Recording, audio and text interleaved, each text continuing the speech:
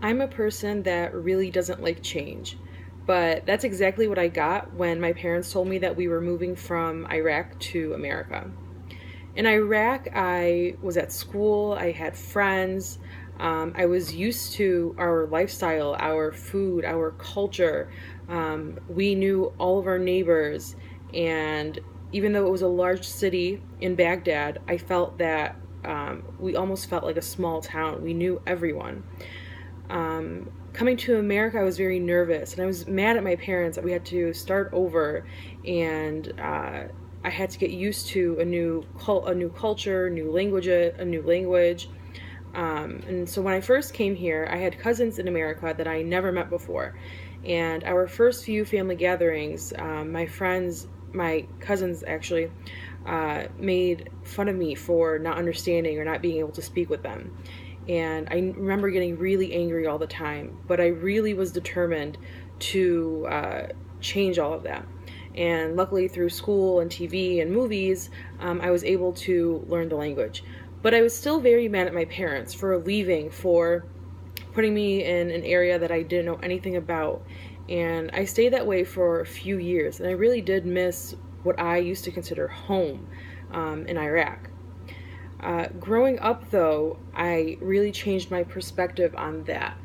And now looking back at everything, I realize the opportunity that I was given here that I wasn't given there.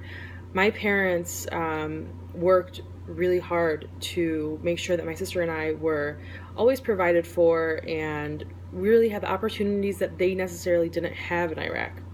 The education here is more free than it is there. Everyone, the idea of the American dream is definitely possible. And now looking back, also, I can see that I was able to go to school here. I was able to make my own friends. Even though adapting was difficult, for the long run, it was the best choice. And little things like moving and living on campus at Wayne State, things that I wouldn't have been able to do in Iraq, where the females were necessarily supposed to live at home until they got married.